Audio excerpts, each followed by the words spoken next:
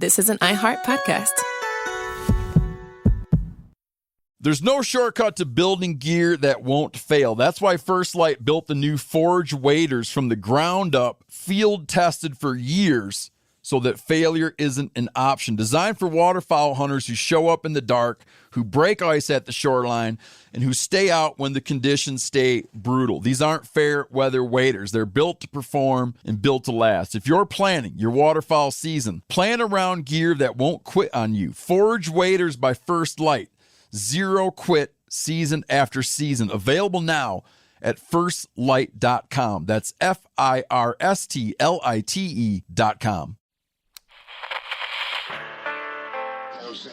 Smell us now, lady. Welcome to MeatEater Trivia. MeatEater Podcast.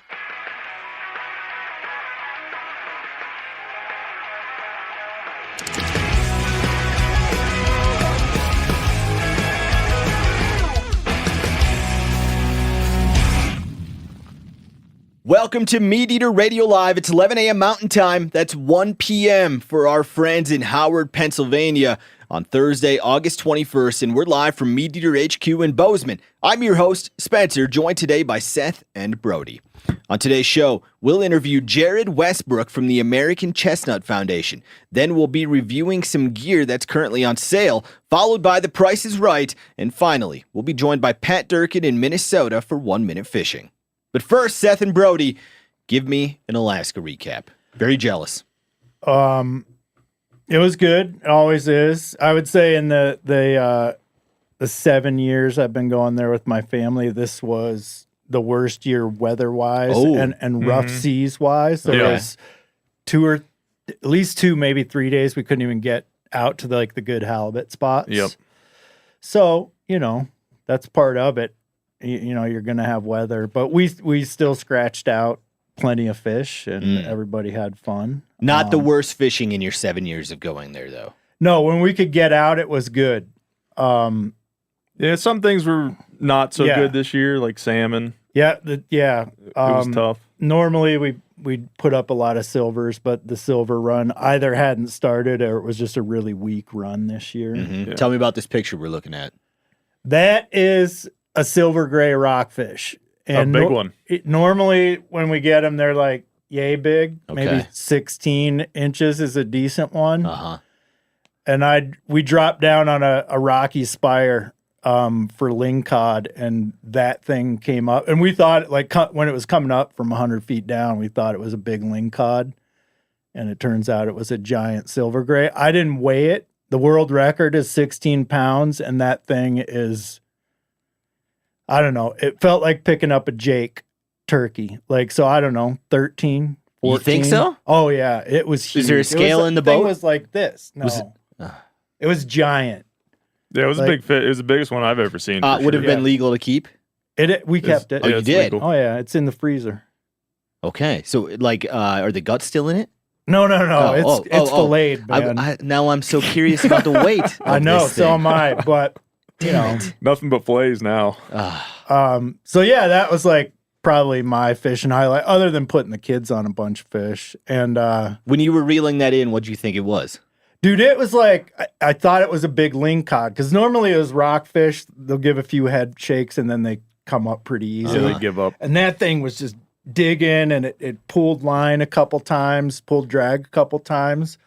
And you can see color coming up from a long ways down. Uh-huh. I was like, yep, it's a big lingcod. And Andy, Steve's buddy, was in the boat from me. He's like, I knew it. Hit as soon as it, I jigged it hit bottom, jigged it once, and it was on. But then I was like, holy shit, that's a giant silver gray. So that was cool. Is the world record also Alaska's state record? Did it come from somewhere else? I didn't look at that. It came from Alaska, though. Okay. So I'm assuming it's also the state record. I don't know. Yeah. Some other highlights are my wife. I was not in the boat, thankfully, when this happened. Oh. But my wife got a 70, 80 pounder halibut up to the surface. And as she's fighting it, she was in Andy's boat, and Steve kind of rushed into the scene. Uh-oh. And took over. And jumped in the boat. That's when everything went to shit. All I heard is it went to total chaos when Steve showed up. Uh-oh. Anyway, it got wrapped around the anchor line. And they were trying Steve's to they were hand lining it in. Like it was all looking like it might happen.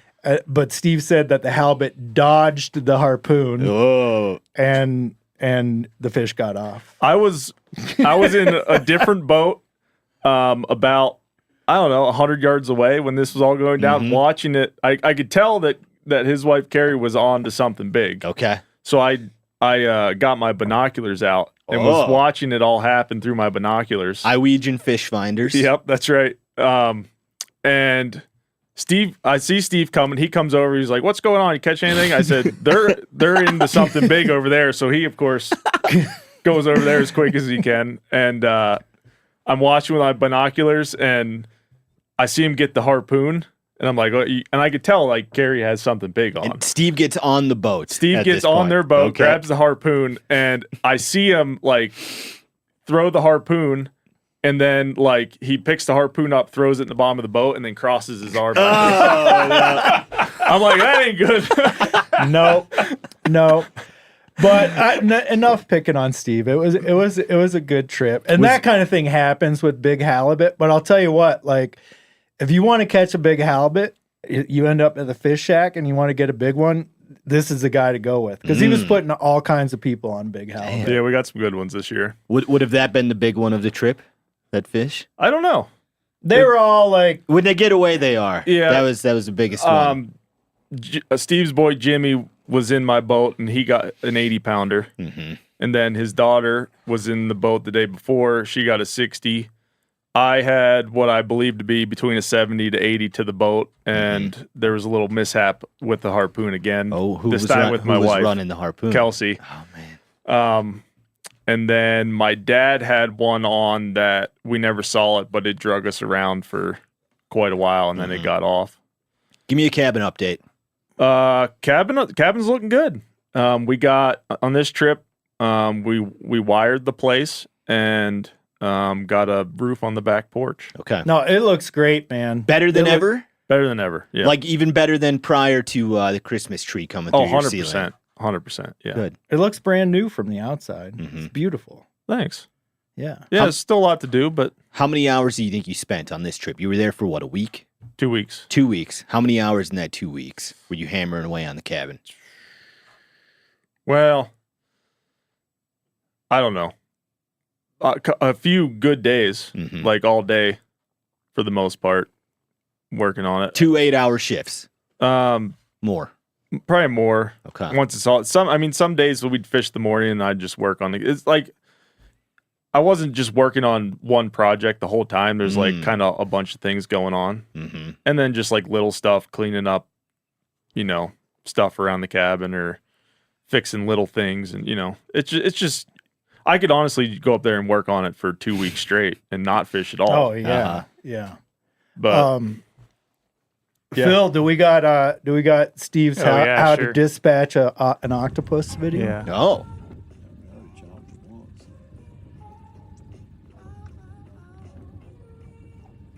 Watch till the end.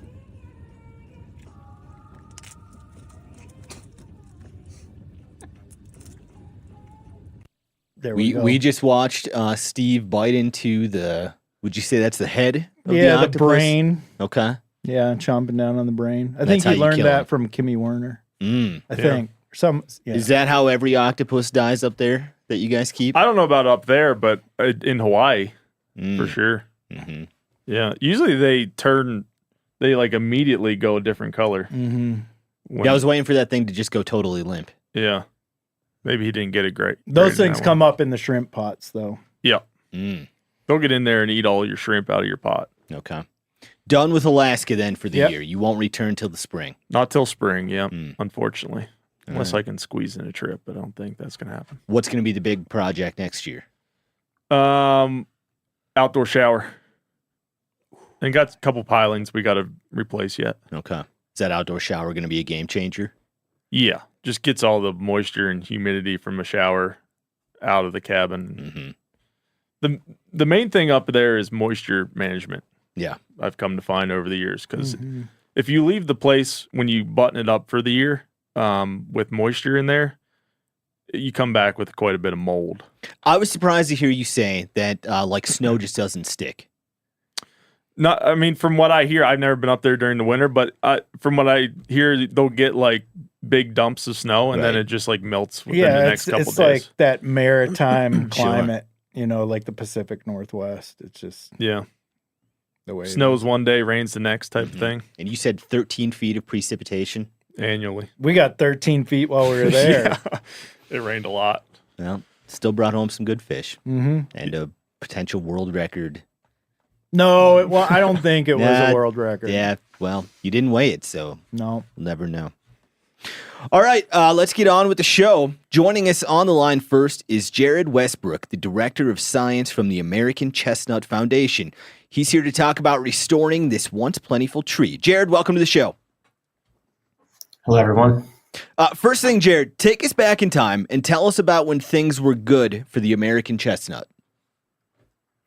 Well, chestnuts and their relatives have been around in North America for 40 million years. And where you all are in Montana, they used to live out there. In Idaho and Colorado, chestnut fossils have been found in Tennessee, some of the oldest ones. And they used to, like, as the Ice Age came down, like in 13,000 years ago, they went all the way down into Florida. And then slowly over the last 2,000 years, they moved up into like New England. And people use them, Native Americans, like would burn the forest, create openings. The chestnuts would be plentiful source of food. And then when European settlers came over here, we, collected nuts by the trainload and shipped them up to the cities, New York City, Baltimore. People sold them on the street corners. They made more money off of chestnuts than they did off of farming. So it was a source of livelihood for people. Before and after, during that time, people brought over Chinese chestnuts, and we can talk about the blight next. Yeah, today the USDA refers to the American chestnut as a, quote, near mythical species. So what happened? So the chestnuts used to be in, North Carolina, where I live, in the Smoky Mountains. Like there's like reports of people being able to walk their cows into the inside of the trees and walk around, like they're that big. So they're huge, old growth stands of these in the Smoky Mountains, and then up throughout the Appalachians. And in 1904, actually earlier, people were brought over like Japanese chestnuts and Chinese chestnuts because they were bred for having large nuts to eat. And they brought them over, and they did not know that a fungus was on those trees. And this fungus attacks the bark of the tree, and then they die from the top. The top of the tree dies, but they still live from their roots. But right now, there was like 4 billion trees on the East Coast. Now there's probably a few 100 million that are left, but they're sitting in the understory of the forest. Like if you're walking around the woods in the Appalachian Mountains, you might see them. They have the blight, but they don't really flower and reproduce. So they're no longer evolving on their own, living as a tree as they once were. Now, I've seen your organization refer to them as functionally extinct. Why that label? Because they're not actually extinct, like in the sense that there's no chestnuts out in the landscape. They're actually kind of plentiful, especially around here in Western Carolina. But they don't reproduce. They'll grow up like 10 feet, and then they get the blight and they die. And they're in this cycle of dying back and then re-sprouting from their roots over and over again. So yeah, they're not really reproducing on their own, but we can occasionally get, like on the side of the road, sometimes we'll find one. Some people will tell us like, oh, there's a chestnut flowering, and we can get seeds from those and breed those trees. But then they die from blight. So it's not like a permanent solution that they're reproducing on their own. Some estimates say there are fewer than 100 mature American chestnuts left in the wild. What can you tell us about where those mature trees live and how they've been able to survive the blight? Yeah, we call them large surviving American chestnuts, and they're extremely rare. Like I was saying, like there's hundreds of millions left, but like I know of a few dozen. We have names for them, like Ort. There's one tree in Pennsylvania. It's in someone's yard. It's called Ort. We have another tree in Virginia, Amherst tree, Erie, Pennsylvania. So we know these trees, and they have the blight, and they've been living with the blight probably since before. I mean, when the original pandemic of the blight came through. Wow. And they seem to have a slightly elevated resistance. When we've actually crossed those trees, like bred them together, and then we gave their kids the blight, and the kids have somewhat elevated resistance, but they're not super resistant themselves. So they're kind of lucky trees, you could say, and they have low levels of blight resistance. You guys do a lot of citizen science, and you ask people to fill out a tree locator form if they think they've spotted an American chestnut. What are some of the strangest places you've had confirmed trees? Well, some of the trees, what's interesting is like people brought Lewis and Clark, like the Lewis and Clark expedition brought chestnuts. People brought them over to Washington State. Oh. So like on the Coast Range in Washington, there are chestnuts growing that don't have blight. So in California, Washington, these are areas where strangely the blight hasn't come and these trees are mature. There's another tree in Belgium that was brought over before the blight. That's maybe the largest tree in the world. It's like 120 feet tall. And so you can actually see, these trees that you can actually see how the tree grows now are really rare. But the West Coast has some, and Europe in an arboretum has one. So if you ever get out to Reuven Arboretum in Belgium, that's one place you can see an American chestnut. Jared, has there been any movement with crossing American chestnuts with other chestnuts that are like resistant to the blight? When I was in college, we did a little bit of that, planting trees that were like American chestnut mixed with something else, like a Chinese chestnut. I don't remember exactly what it was, but just trying to find something that could live on the landscape and be resistant to the blight. Yeah, so that's been the focus of our organization is the Chinese chestnuts, Japanese chestnuts. They co-evolved with the blight fungus for tens of millions of years. They have resistance, and there's been a long effort starting in the 1920s to crossbreed the American species with the Chinese and the Japanese. And what we've done is you get the 50-50 hybrids between the two species, and they have resistance from the Asian chestnut species, and they are fertile. So all the chestnut species hybridize readily. But in order to make them grow and be competitive in the forest, the American chestnuts grow very tall. The Chinese chestnuts tend to be shorter orchard trees. What we're trying to do is basically cross those hybrids back to American chestnut, dilute out some of the Chinese traits, bring in more of the American traits, but also select for resistance so that we can improve that over time. So what we're trying to do is kind of dilute out make the trees keep the resistance, but then also breed for these tall timber type traits in the American chestnut.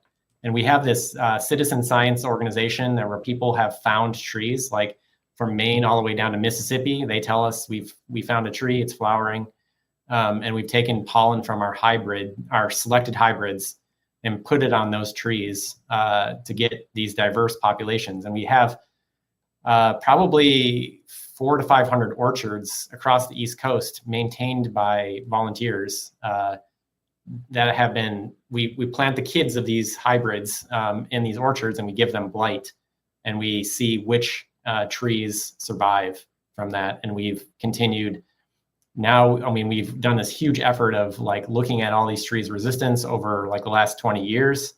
And we are now crossing these best trees that have really good resistance with each other and selecting even better kids of those trees. So we're incrementally improving the resistance so the trees can live on their own. Awesome. Hey, Jared, beyond like physical crossbreeding where you're like putting pollen on another tree, has there been any like lab genetic engineering to work on resistance to the blight? Yeah, there is a what's called a transgenic tree where it has a gene from wheat that's been put into the American chestnut tree. The gene is involved in it, like detoxifies an acid that's produced by the fungus, and that it's going under it's been under review by the USDA to be able to release those trees, and we've done some assessments on their resistance, and they looked great initially in the when we look at the seedling stage, and we gave them the blight as little babies, but when you put them out in the like over time for a longer period of time, they get pretty severe infections, and there's a lot of susceptible trees. So what we've learned is that the resistance is complicated. There's a lot of genes involved in that, and so doing that crossbreeding brings in a lot of those genes involved in the resistance to give it sort of more durable resistance than any single gene could give the trees. Yep. Jared, why does it matter? What does the American chestnut provide that our eastern forests are missing without them there? I mean, I would love to see chestnuts on the mountains in North Carolina. They grow on top of the mountains in some of the most beautiful places in the Appalachians, and they used to provide nuts every year, and the wildlife carrying capacity of the forests diminished as a result of loss of the chestnut. There were insects and things that also were dependent on the tree. And we would love to see like there's like strip mine sites throughout Appalachia where the chestnuts grow really well on that really poor acidic soil. So I'd love to see, reclamation of some of the mine lands with chestnuts going forward. For people who are listening right now, what can they do to help the American chestnut? Well, we are a citizen science organization and a nonprofit organization, and we're funded by members.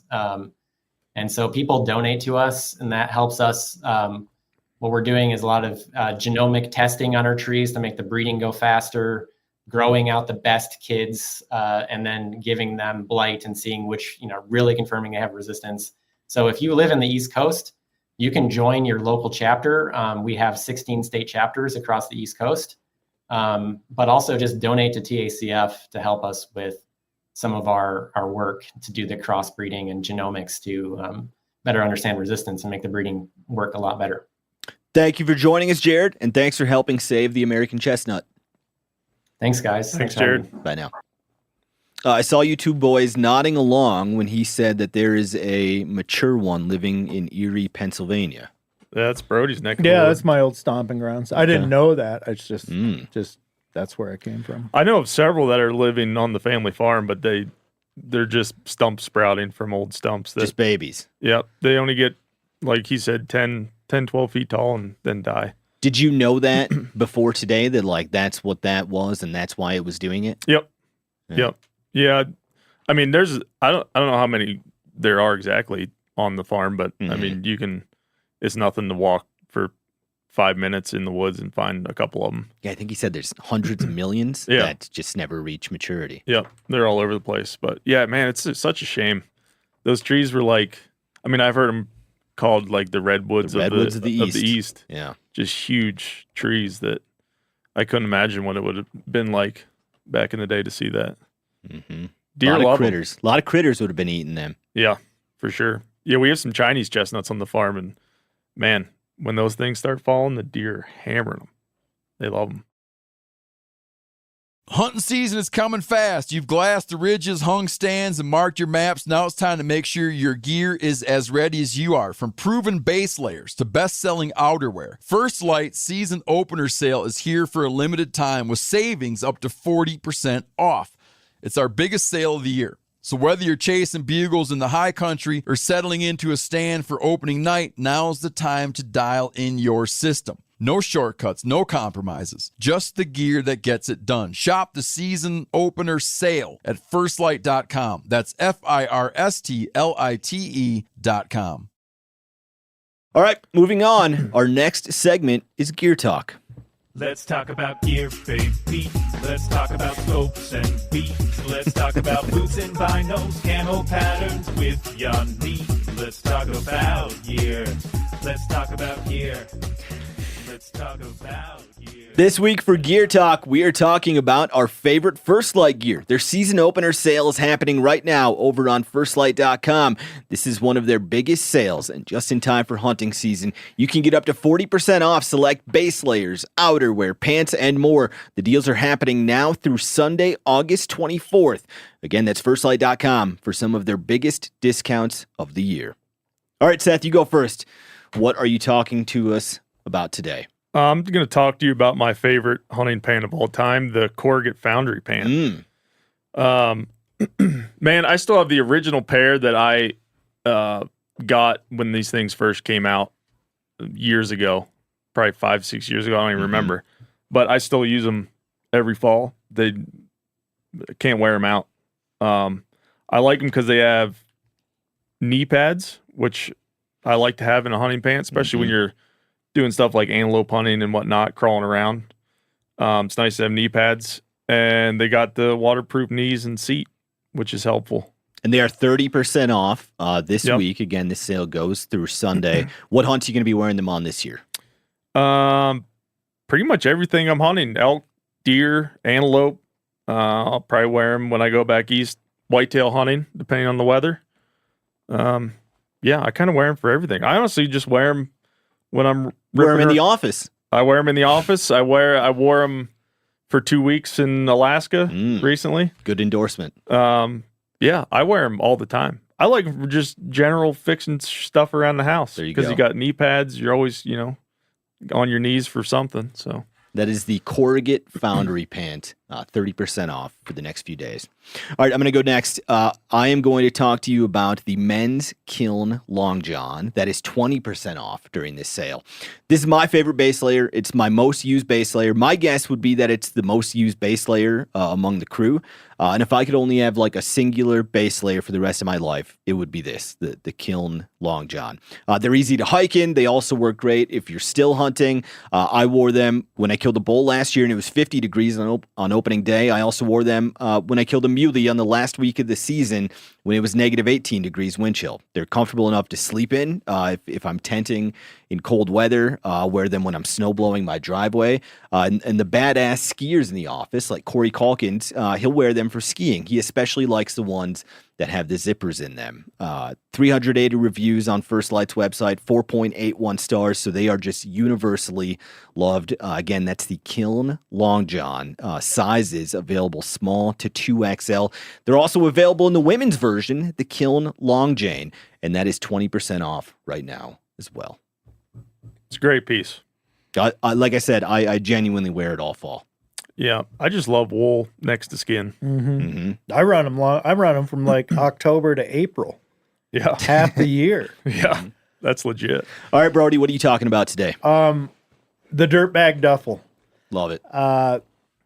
I've been running these things for I don't know how, like these things have been out for what 4 or 5 years now at least. Yep.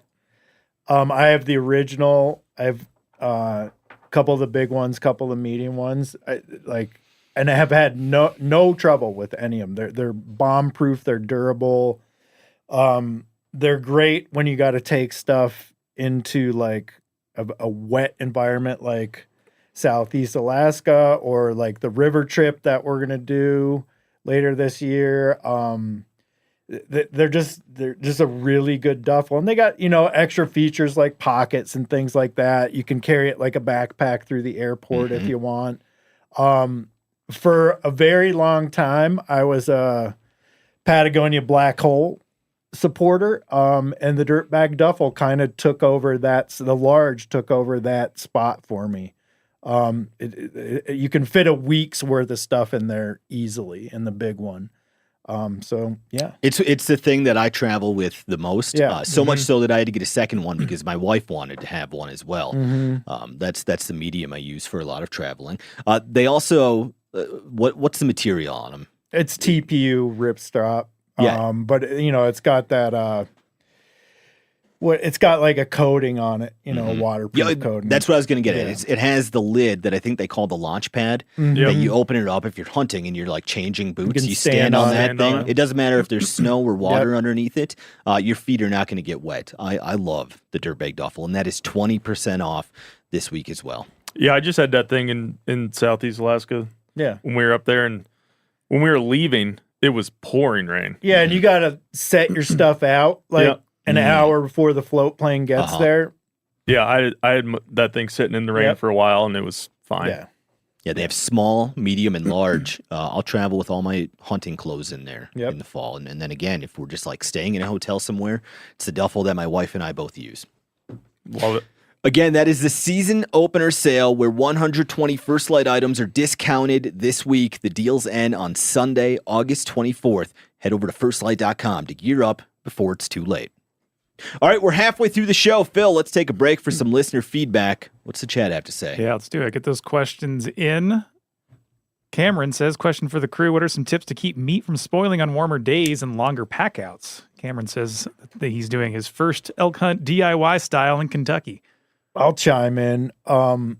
Get the skin off, but you would be surprised how long the skinned out elk quarters can last in warm weather if you get the skin off and hang them in a shady spot with some breeze. It's not a problem if it's 70 degrees out during the day. You can hang that meat longer than you think you can if you get that skin off and hang it in a shady spot. Yeah, as long as it gets that crust. Yeah. Man. You'd be surprised. I was surprised when we were in Africa.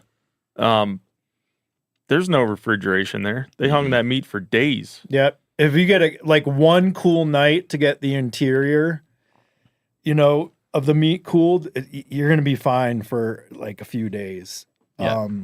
It's just not something I worry about a whole lot. Airflow, very important. And as we've talked about on previous episodes of trivia, if the conditions are too extreme, you could get bone rot, especially around those joints are going to hold a lot of heat.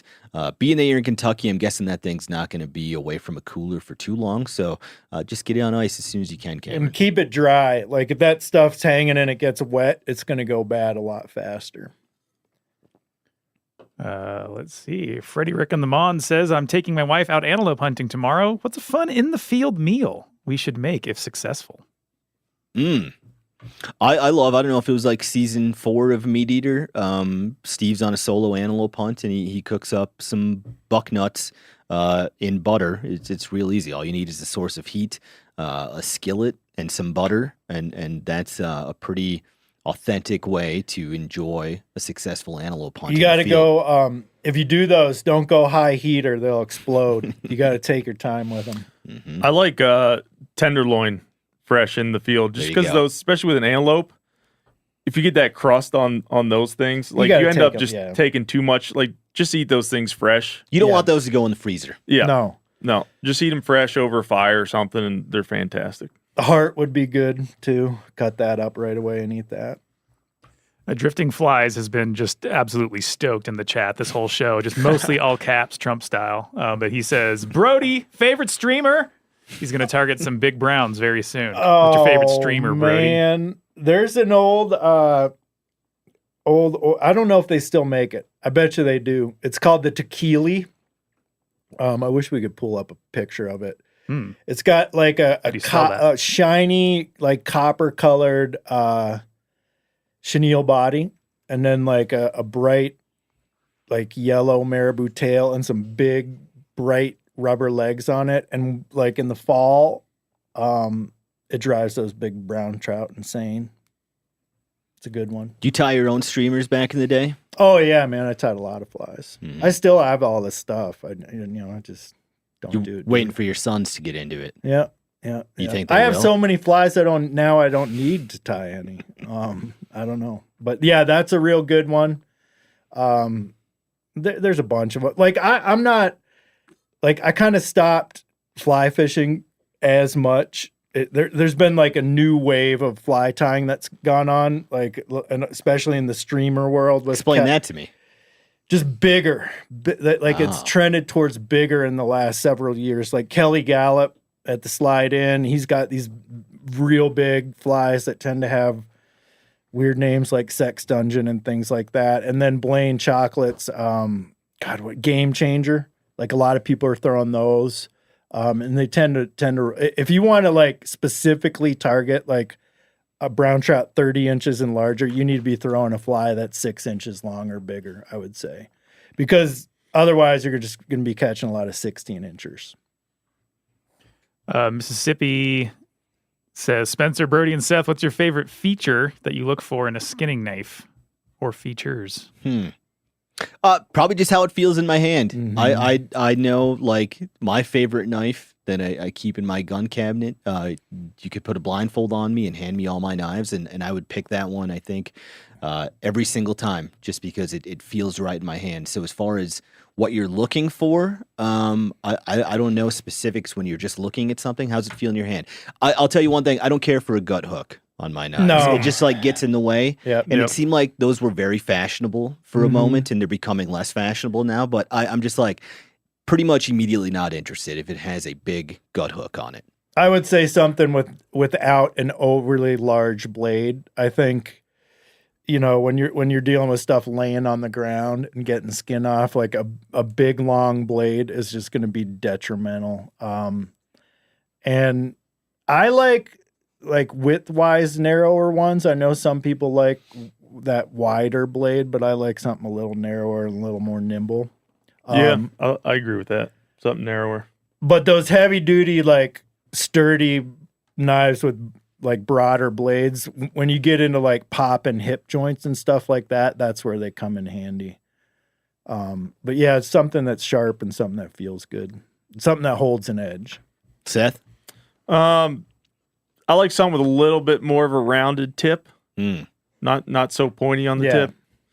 It also depends on what I'm skinning. Like if I'm not worried about putting holes in it, like a deer, usually it doesn't matter that much. But if I'm skinning something like a coyote or something that I want to tan and keep the hide nice, I like a little more rounded tip so I don't punch holes in it.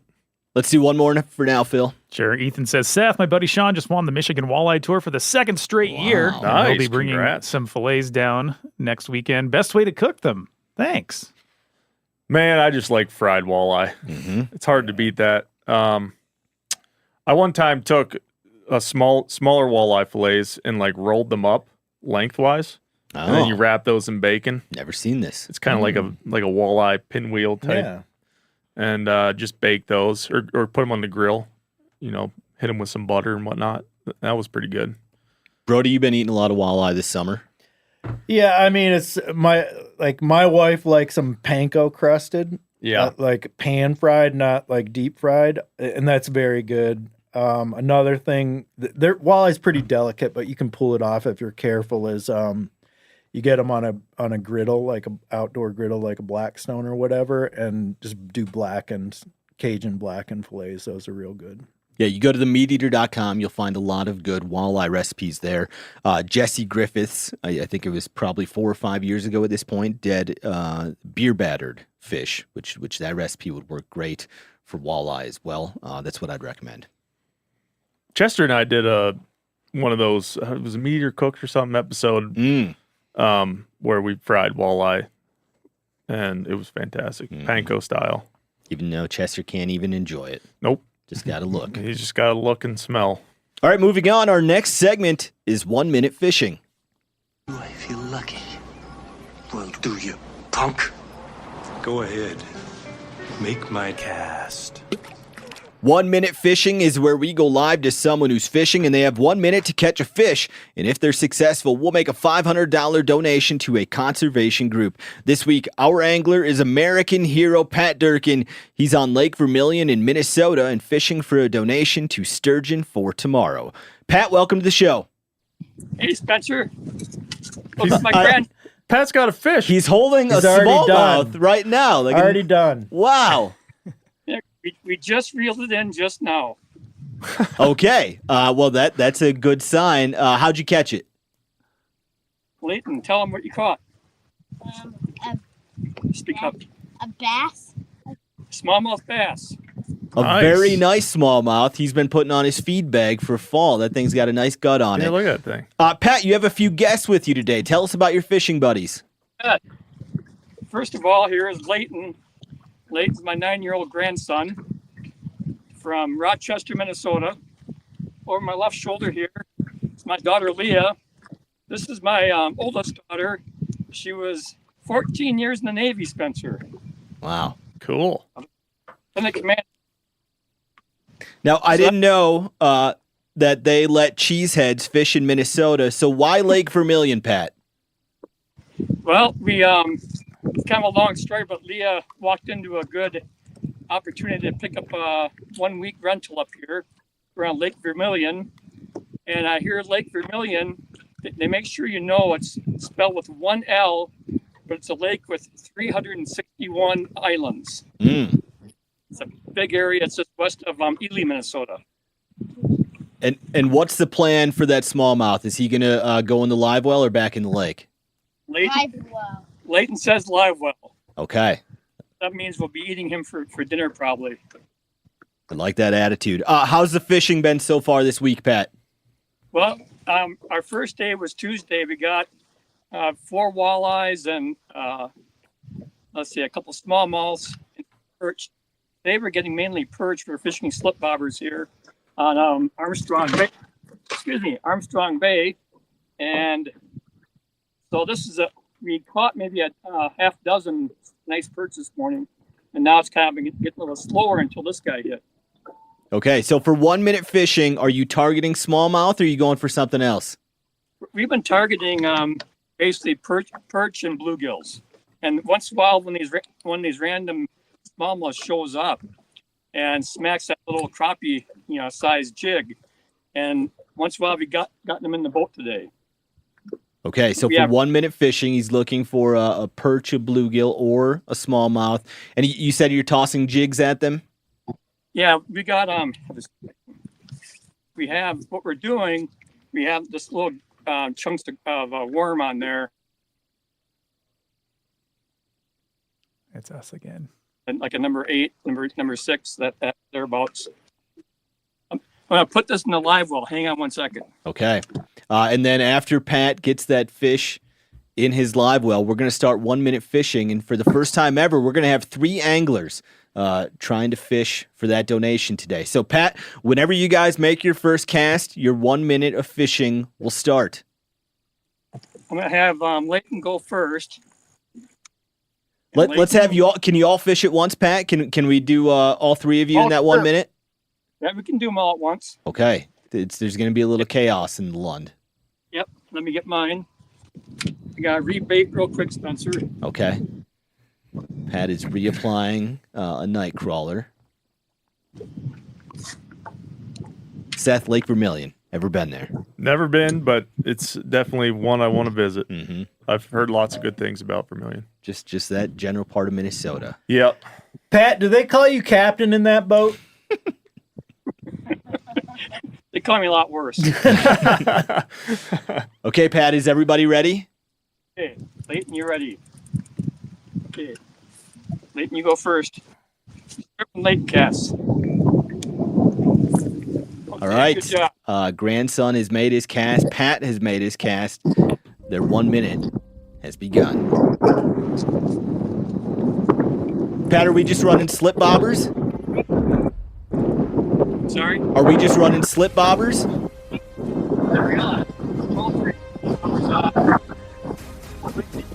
The wind is Getting picking really up. windy. We're losing Pat's audio. Has he got one? Is he reeling one in? Yeah! Pat Durkin, the only angler to be successful twice at 1 minute fishing. Both times. Was that a yellow perch? This one's a bit smaller, but he's definitely an eater. Okay, and both times Pat has been successful. He's done it with a yellow perch, once in Idaho, and now once in Minnesota. Well done, Pat. Captain Pat Durkin. You bet. That's awesome. In the old Lund. In Love the it. Lund in Lake Vermilion. He's just won a $500 donation to Sturgeon for Tomorrow. Pat, you were really stoked to make a donation to Sturgeon for Tomorrow. Tell us about them. Yeah, this goes back in my personal history a little bit, Spencer. When I was a young reporter back in the 1980s, a group of local fishermen in the Lake Winnebago area, which is Oshkosh, Wisconsin, that region. They wanted to get more involved in the hands-on citizen science aspect of sturgeon management, and they formed this group called Sturgeon for Tomorrow. And they've been running now close to about 40 years or so. And every spring they help organize what's called Sturgeon Patrol, and they put guys on the Wolf River where the sturgeon spawn and make sure they don't get poached. Because there used to be a real bad poaching problem in that region back in the all the way through the early 80s. I used to do newspaper stakeouts, basically, where I'd ride along the wardens and spend the night watching for poaching activity on that Wolf River. But these guys, that's one of the very, very many projects they get involved in. Well, you just saved a few more sturgeon with that $500 donation. Well done. The legend of Pat Durkin in 1 minute fishing grows. Well, thanks, you guys. Thanks for Pat. joining us, See ya, Pat. Pat. Good luck with the rest of the week. High fives all around in the boat. I'm tickled. That too. was great. That was fun. He should just be on every week. And then we'd have people that catch fish. Pat is great because he's obviously a retired fella. I could text him on a Wednesday and be like, Pat, we need someone for 1 minute fishing tomorrow. He's like, okay, I'm in. Yep. So you'll see a lot more of Pat Durkin on MeatEater Radio's 1 minute fishing. Hunting season is coming fast. You've glassed the ridges, hung stands, and marked your maps. Now it's time to make sure your gear is as ready as you are. From proven base layers to best-selling outerwear, First Lite season opener sale is here for a limited time with savings up to 40% off. It's our biggest sale of the year. So whether you're chasing bugles in the high country or settling into a stand for opening night, now's the time to dial in your system. No shortcuts, no compromises, just the gear that gets it done. Shop the season opener sale at firstlite.com. That's FIRSTLITE.com. All right, moving on. Our next segment is The Price is Right. Here it comes from Bozeman, Montana. MeatEater Radio's most exciting 10 minutes. It's The Price is Right. Woo, yes. All right. Seth Morris, come on down. All right, he's here. Brody Henderson, come on down. Brody. You're the next two contestants on MeatEater Radio's The Price is Right. Now here's your host, Spencer Neuharth. Wow. Thank you, Phil. He brings it every single That's time. impressive that he just does that, That's not pre-recorded or nothing. No, that's live Phil in the studio. Now, this game is really simple. Phil is going to tell you about a product from the MeatEater universe, and you need to guess its price. The player with the closest answer without going over will be declared the winner. If both players go over, then you'll both be told to try again. And the chat should play along as well, because whoever has the closest answer to the correct answer will get a shout out, and none of them are going to cheat. They have all vowed to be very honest. How many of these are we doing? Just one? 3 of them. We've got 3 of them. There are 3 products today. Have either of you boys played MeatEater Radio's Price is Right before? Nope. I did. I played once and won. Okay. We've got the veteran Seth here then, bringing all that experience. What's the prize? What are we playing for? We'll find out in a second. Phil, tell us about the first item up for bid. Our first item today is a guided nilgai and whitetail hunt on the famous King Ranch in Texas. Here's your chance to hunt one of the largest pieces of private land in the world. At 825,000 acres, the King Ranch is bigger than Rhode Island. This property is home to 18,000 nilgai, which got their start on the King Ranch after a stocking from the San Diego Zoological Garden a century ago. The package includes a nilgai bull and a management whitetail buck that's guaranteed to score between 130 and 140 inches. You'll also get 2 nights lodging at the King Ranch, but meals are not included. That's right, Phil, but keep in mind it's a 4-hunter minimum, so you better have 3 buddies with deep pockets just like you. So we got a 400 price. We're just going to do for 1 hunter price, and this gets you a nilgai bull, a management buck that they say will be an 8 or 9 pointer that is over 5.5 years old and will score between 130 and 140 inches. And you have 2 nights at the King Ranch. But 2 nights, 3 days of hunting or something like that? I think it's 2 full days. They are very efficient. I guess. On the King Ranch. I killed a whitetail buck about 80 yards from the King Ranch border. That thing might have been living on the King Yeah. Ranch. You killed yourself a king. Was it a high fence there, or was it a low fence? Nope, low fence. Low fence. Yep. You don't even need a high fence when you own Rhode Island. Oh, I know. It's a lot of land. Can't fathom. But I how like big to say is. that buck was living on the King Ranch, and I got to get that one for free. King Ranch buck. Again, the package is a guided hunt for a bull nilgai, a 135-inch whitetail, and 2 nights of lodging at the famous King Ranch in Texas. And remember, you cannot go over. If both of you go over, you'll both be told to try again. Seth, are you ready?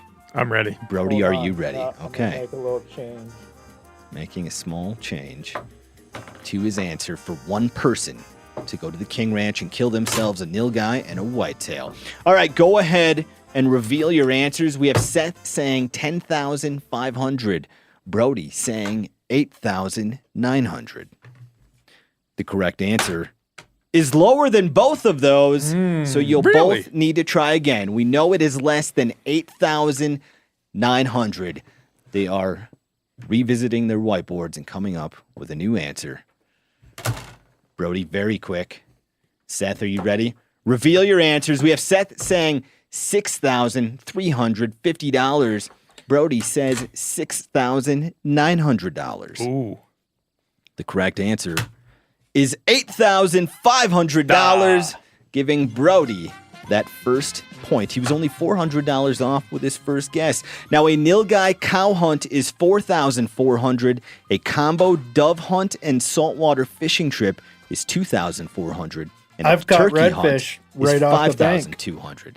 From the King Ranch? Right off the bank of the King. Well, like casting towards the bank of the King Ranch. Okay. And So look- you boys are very familiar with that place. Yep. Phil, how'd the chat do? Well, we had several people get it right on the money. I'm convinced they cheated. Unfortunately, I don't trust anybody. But Bullside Archery guessed $8,000, so I'm gonna give him the point. Well the chat done, point. Bullside Archery. That just goes to show if you're gonna cheat, you can't cheat right on the money. Yeah, Yeah. exactly. You're gonna have to fool me. And we can still see Pat Durkin fishing. He's still in our waiting room there. Filling that live well up. Yeah, we're watching some fancy camera work now. It looks like the boat is moving around. All right, we'll maybe check into Pat later. Phil, tell us about the second item goodness. up for bid. Yeah, sorry. I'm stopping all the things. Next up, we have the 102-piece deluxe pro kit from Banjo Minnow. But hold on, I'm going to pause this video because I can't do this lure justice. But do you know what can? This 2-minute infomercial from 1994. Please get your credit cards ready. Just is amazing. There's only one fishing lure proven to catch all these fish. Look at that and action. virtually every species of game fish in North America. It's the Banjo Minnow, the world's first and only genetic response fishing lure. Hello, everybody. I'm There he Bill. is. There's the I'm man. here to tell you that the Banjo Minnow is truly the most exciting thing I've seen in a mighty long time. Oh, Predator sold. fish are genetically programmed to attack and eat crippled dying minnows. Look at The that. Banjo Minnow perfectly mimics the spastic action of a wounded minnow. A movement so realistic and so irresistible to predator fish that it can actually trigger a genetic response. How did it never catch on? All that footage from a Bass Pro Shop tank. Yeah. Both in the wild and in Oh, sportsman shows King across salmon the love it. country. The Anything. Banjo Minnow has proved itself again and again and again that it will outfish every fishing lure in Stalker existence bows. today. We had made a fishing lure that actually made fish bite even if they weren't hungry. A genetic response. Everywhere you want to fish. Do they still sell these? I've not missed a fish. Talk about it in a second. It's just unbelievable. We're still going to have to outlaw it. I was really impressed.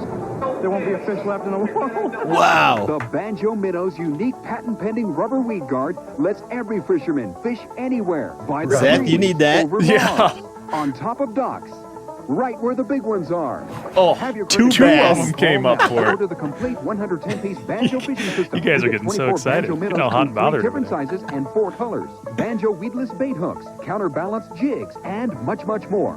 All yours for only $29.95. For faster service, have your credit card ready and call the number We on have your to screen right account now. for inflation these This days bait now. is phenomenal. Now, you're probably wondering who on earth would fall for such ridiculous marketing. Well, me. I would. When I was in middle school, I now present to you 2 banjo minnows from my personal tackle box. And I can attest that these have tricked dozens of largemouth in the 40-acre lake near my hometown. Now, the price that you are guessing today is for a banjo minnow sit in 2025. They are still around, and they offer a 102-piece starter kit sold on banjominnow.com. It comes with 24 banjo minnows, 30 O-rings, 24 weed guards, 12 nose anchors, and 12 hooks. Now look at that one. This is a new swim bait design. I have the OG. These are way more desirable. Look, it's got the ribs in them, very thin. The new ones in 2025 look much different. They don't look anything like a banjo minnow. Now look at this thing. It's dang near jumping out of my hand. Banjo minnow. What's with the hole? I'm going to buy some of these. Well, that's where the nose jig goes. I think that's what they call it. What do they call that thing? Nose anchor. You put a nose anchor through there, and then that's got a little piece where you can slide your hook through. And so your hook isn't even touching any of the soft plastic. Boy. So same thing, today's price. Well, we know that in 1994, it was $29.95 for a 110-piece kit. But you guys are guessing the price of a 102-piece kit that Banjo Minnow is still selling. Wow. Phil, can we get a just me on the camera here, show these things? Look at that action. My goodness. Fish are genetically wired to eat these things. They just can't resist. The one fella from the infomercial said they should be illegal, but there's going to be no fish left in North America. Here's what I'll do. Whoever wins today's game, I'll give you one of my Banjo Minnows, and then I expect you to catch something on that. Yeah. You could probably catch the first fish ever that bit a banjo minnow in Alaska. You should take one of these to Alaska. Oh, that'd get eaten. What would you catch with this? Quillback. Please, I would be so pleased if you took one of these to Alaska and caught something. If there was silvers like at the mouth of a creek, they might eat one of those things. Kelp greenling would eat. A lot of stuff would eat it. If you drop that thing down on a shallow hump in like 40 feet of water, you'll have something instantly. The problem is it's also going to get bit off. Yes, you might get one fish to bite on this, Yeah. and then the lure is just shot. All right, do you have your price for I the do. 2025 110-piece kit? Yep. 102-piece kit. Go ahead and reveal your answers. We have Brody saying $39.95, Seth saying $59.95. The correct answer is $59.99. Seth was 4 cents off. on. Dang. That's probably the closest we've ever had someone get to the correct answer. I'm going to buy some. For the price is right. But I don't think you want the new ones. Those new ones just like they look like any swim bait at Bass You want Pro. the little articulating cuts in there. That's right. I think so. All right, we're on to our final item for today. Just really quick, I want to throw yeah. out there that Keith said 3 easy payments of $19.95, and I think He's for right on. accuracy and creativity, I think he deserves some flowers there. Yeah, Nice. please get your credit cards ready. They delivered that line twice in the infomercial. Make sure when you call, if you're going to get the Banjo Minnow, you have your credit card in your hand. They don't have any time to waste. All right, Phil, third and final item. We are tied 1-1. Our final item up for bid today is a whole salmon from Seattle's world-famous Pike Place Fish Market. Oh, jeez. Known for their flying fish, they'll actually fly one right to your front door. This 12-pound wild-caught Chinook comes fresh out of the Pacific Ocean and is Pike Place's #1 seller. You can choose to have it sent whole with the head and fins attached, or have their expert fishmongers turn it into fillets and steaks for you. That's right, Phil, and they guarantee that if we order before noon today, it will arrive on Friday. All right, Seth and You Brody. said 12 pounds, Phil? 12 pounds. What does it cost to get a whole king salmon shipped 700 miles to MeatEater HQ? So you are guessing the price of the fish as well as what it costs to ship it here. A 12-pound king salmon from the Pike Place Fish Market. This will determine who gets the banjo minnow between Seth I never buy Brody. fish from a store, so I don't even have a clue. Phil, have you ever bought anything from Pike Place? I have not. No. Whenever I've only gone there a couple of times, and I just try to just walk through as fast as possible. Don't make eye contact. Just keep moving. I like the busyness of it. That's like why I would want to be there, is to like feel the hustle and bustle of Pike Place. Now, Phil, does it say? No, it probably won't.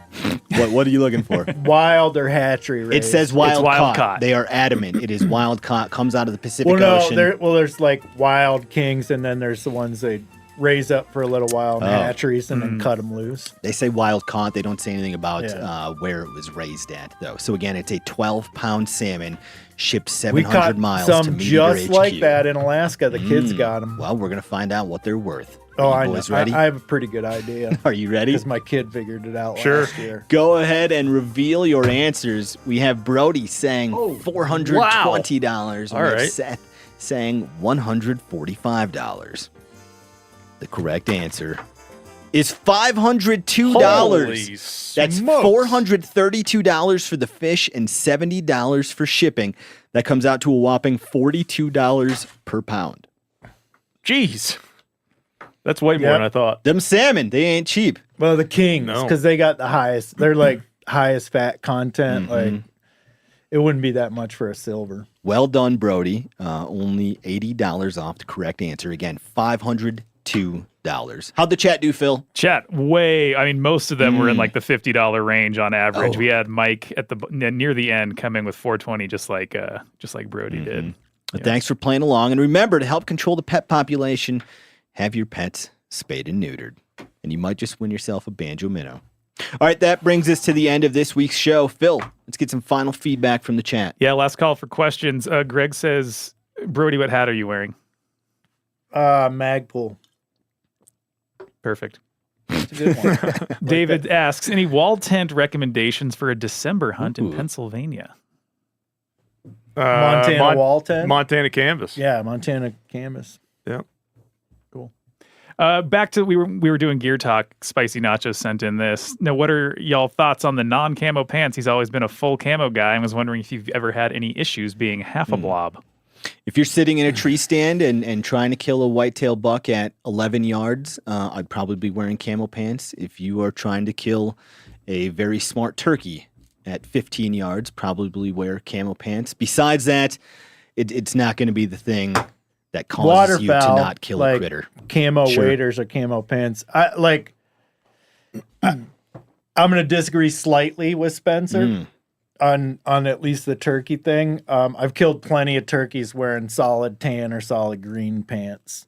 If you're still, it's I don't think it's as big of a deal as long as you got camo uppers and you're just snug down to the ground tight. Yeah, I've killed a lot of Merriams in solid pants. If I was hunting Easterns back in Pennsylvania or somewhere where they're real pressured, I would go full camo for sure. Randall says, shout out Phil, shout out Radio Live crew. Hey man, thanks Randall, so much. Thanks love for you, watching. Randall. Big fan. Randall likes this show so much we have to kick him out of the studio before we turn on the microphones. He was in here right up until the countdown clock started. The studio is basically Randall's office. Yeah, lately. Dalton got the King Ranch hunt right on the money and has commented several times about how he's mad at me because I accused him of cheating. Do we trust him? Not at all, no. Oh, No. okay. Sorry, He needs Dalton. to come here, buy a ticket to Bozeman and present your case in person, and maybe I will hear it. He might do that, Phil. Don't say that. Oh, yeah. No, just shoot me an Instagram DM. Let's see. This is another one of those general questions that usually don't play very well because it's sort of like, I'm going to Colorado to hunt. Any tips? But, he's got some other stuff that's deep in here. Max says, I'm at hour 7 of his 18-hour drive to Utah for a muley archery hunt. Any tips or suggestions for success? But he follows that up with, are there any previous MeatEater podcasts that focus on muley hunting to add to my binge list? I wish I could pull up some podcast episodes from the recesses of my brain, but I'm sure there are some if you search in whatever platform that you use for podcasting. Yeah, and go check out what was formerly Cutting the Distance. That's right. Remy Warren used to host that show, and I'm sure he had all sorts of good mule deer tips and tricks. Then Jason Phelps and Dirk, I'm sure they have some good muley tips as well. And that is now the In Pursuit channel with Rich Froning. What do you got, Brody? Oh, I was just going to say you're probably within the general, other than Cutting the Distance, probably not a lot of archery mule deer stuff that I can remember. Can you think of anything, Seth? If you want to watch Steve and Joe Rogan archery hunt mule deer, there's a good episode on that. But I can't think of anything. That's one thing I've never really done is hunt mule deer with the bow. I've done it a couple of times in Montana. It'd be fun to hunt serious. them up above a tree line, up real high this time of Yeah, year. that would be a wicked fun hunt. Let's do a couple more, Phil. Devin says, "Hey, what cartridge are you guys using this upcoming season?" It's a pretty big question. Kind of Seth? depends on what you're going after. 7mm PRC. Same. That is probably what I will do 80% of my hunting with this year. And I have a gun tag in Illinois where for the first time I will be using a straight wall cartridge. Oh, nice. And I think it'll be a 350 Legend. Still deciding. Sweet. Brody? It depends on the hunt. I'll be using a 6.5 PRC, which is a great one. Then maybe shooting a 6.5 Creedmoor a little bit that my kids will be using, but I might use that gun a little bit too. One more, Phil. Nate says, when Steve shows up in the office, does work grind to a halt, or is that the only time anything gets done? I could see him producing either outcome. I'd say it depends on whether or not he breaks the harpoon out. Yeah. Seth is the only one on the same floor as him. Well, I guess Phil as well. Yeah. Do you notice when Steve's around? I personally have no idea when he's here and when he's not here. When Steve's, I'll give him credit. When Steve is here, he's here for a reason and he's working on something. That's true. I know. I like to try to sneak into his office and bug him about stuff, just talking about anything other than work. And he's usually like, "What do you need?" I just want to talk fishing or something. All right, a few plugs before we get out of here. The MeatEater crew is hitting the road again this fall, visiting some of our favorite fan bases that will be playing games, giving away prizes, and showing off how the MeatEater crew tailgates. That is the MeatEater Tailgate Tour. It's returning. Come join our tailgate, eat some food, hang out with the crew, and we'll see you at, I think we have 6 stops. August 30th, Ohio State. September 6th, Missouri. September 13th, Texas. September 20th, Wisconsin. September 27th, Penn State. And October 4th, Notre Dame. There will be more details. Which one are you come. going to? I will be at the Wisconsin game against Maryland, September 20th. You boys, I assume Penn State? Yep. Yes, sir. Yep. We'll be there. More details to come on Really that. quick, just because Mogo reminded me with his comment. He said, "Huge thanks for today's show. We crushed it like a piñata at a birthday party." It's this show premiered 1 year ago on August 22nd. Radio Live did. So if you're still watching, thanks for listening. Thanks for watching. This show is one of the highlights of my week.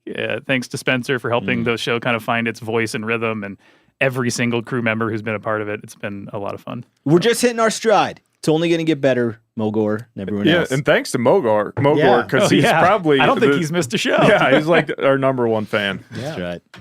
All right. Thanks for watching. Thanks for listening. See you back here next week, same time and place. Bye now.